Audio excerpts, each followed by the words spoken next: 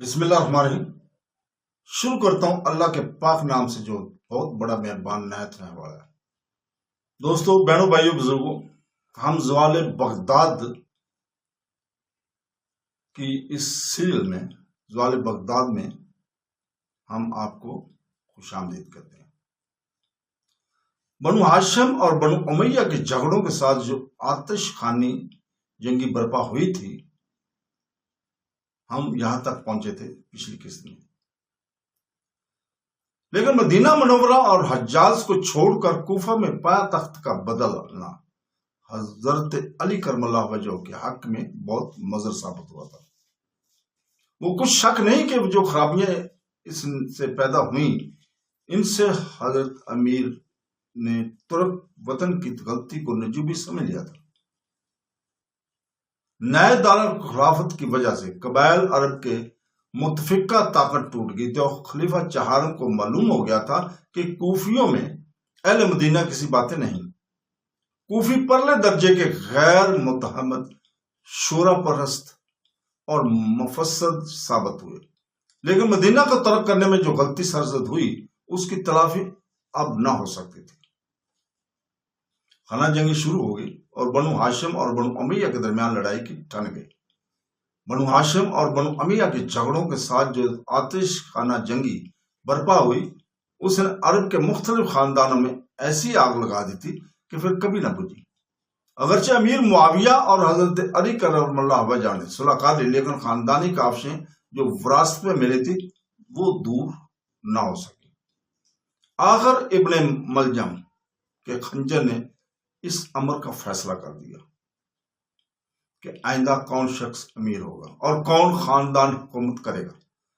حضرت علی کرم اللہ وجہہ کی شہادت پر دارالحکومت کو دمشق کو تبدیل کیا گیا، کوفہ سے دمشق بدل کر دیا گیا، اور نئے دارالحکومت کے ساتھ نئے خاندان امیہ کی بنیاد قائم ہوئی۔ کچھ شک نہیں کہ دمشق مدینہ اور مکہ کے بعد بہت موزوں جگہ پر واقع تھا۔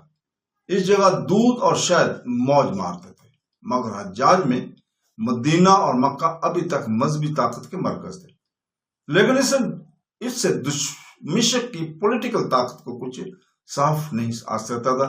اس کا پشت پناہ صحرا عرب تھا، جہاں سے خلفاء امداد طلب کر سکتے تھے اور جہاں ابھی تک بدوی خانہ بدوش اپنی اسی قدیمی آزادانہ روش پر چل رہے تھے۔ علاوہ ازیں اسلامی اور قیصر حدود سلطنت نے ایسی ٹکر کھائی کہ بد قسمت یونانی بادشاہ اپنے رہے سے ایشیائی مقبوضات سے مایوس ہو گیا۔ بنو امیہ اپنے حریف بنو ہاشم کی طرف سے بے فکر نہ تھے۔ سلاطین امیہ کو اچھی طرح معلوم تھا کہ ہاشمی دعاوی کی دلائل موجود ہیں،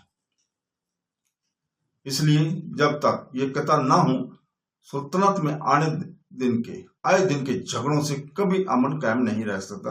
بنو ہاشم کی فطرت میں اگرچہ صبر اور شکر کٹ کر بھرا ہوا تھا، لیکن پھر بھی وہ خلافت کو ایسے زمانے میں جبکہ یزید ابن امیر معاویہ کا فاسق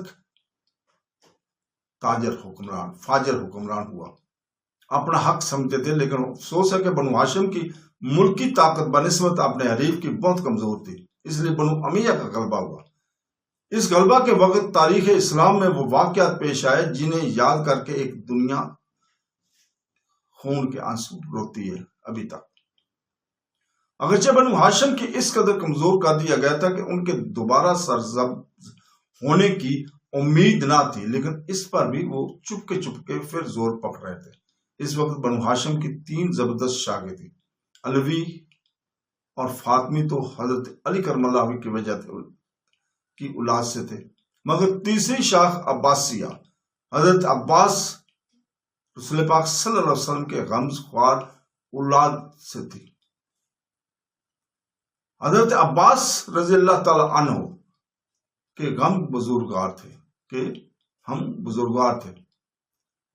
سن 613 عیسوی میں ابو سفیان شام سے اپنا تجارتی قافلہ کے ساتھ واپس آ رہے تھے اور رسول اللہ صلی اللہ علیہ وسلم مدینہ سے ان کی طلب میں بدر کی طرف کوچ کر رہے تھے۔ مکہ معظمہ میں بنت عبد المطلب اپنے بھائی عباس سے اپنا خواب بیان کرتے تھے کہ ایک شخص اونٹ پر سوار ہے، اس کا گریبان چاک ہے اور فریاد کر رہا ہے کہ اے اہل مقتبرین، 3 دن کے بعد تم پر ایک بڑی مصیبت آنے والی ہے، تیار ہو جاؤ اور اپنے آپ کو بچاؤ۔ اس خواب کی شہرت آنن فانن مکہ میں ہوگی۔ حضرت عباس کرم رضی اللہ تعالی عنہ اس وقت حالت کفر میں تھے۔ گھر سے نکلے تو ابو جہل سے 2 ہوا۔ بولا کیوں اے عباس؟ اب تو عبد المطلب کی اولاد سے عورتیں بھی پیغمبری کا دعویٰ کرنے لگی ہیں۔ تم لات اور عزا کے ہمیں یہ باتیں ایک آنکھ نہیں باتی۔ اچھا 3 دن تک انتظار کرتے ہیں، پھر اس خواب کی تعبیر بھی معلوم ہو جائے گی۔ حضرت عباس کو اس مسخرے کی گفتگو پر غصہ آیا، لیکن چپکے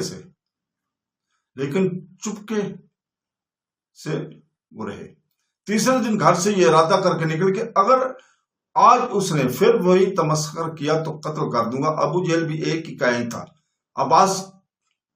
حضرت عباس کے چتوں سے تاڑ گیا تھا وہ کہ آج خیر نہیں، آنکھ بچا کر ایک طرف ہو گیا۔ حضرت عباس اس کی بزدلی پر ہنستے تھے کہ زمزم کو دیکھا کہ ایک اونٹ پر سوار ہے، گریبان چاک ہے اور فریاد کرتا ہے کہ اے اہل مکہ، دوڑو، محمد نے تمہارے قافلوں کو آ لیا۔ اہل مکہ فوراً جمع ہو گئے اور بدر کی طرف قافلہ کو بچانے کے لیے واسطے کوچ کیا۔ وقت پر پہنچنے اور قافلہ کو بچا لیا، لیکن ابو جہل کی شرارت اس امر کی مقتضی تھی کہ اب بغیر جنگ و جدل کے واپس جانا مردانگی سے بیج ہے۔ بدر پر جنگ ہوئی تو اہل مکہ نے شکست فاش کھائی۔ اسیران جنگ میں حضرت عباس بھی تھے۔ آپ کے دل میں اسلام کی صداقت کا یقین ہو چکا تھا، اس لیے آپ مسلمان ہو گئے۔ فاضل مصنف البرکہ مکہ تحریر فرماتے ہیں۔ تو دوستو اسی جگہ پہ ہم رکتے ہیں، اس سے آگے ہم انشاءاللہ تعالی اگلی قسط میں بیان کریں گے۔ اللہ حافظ۔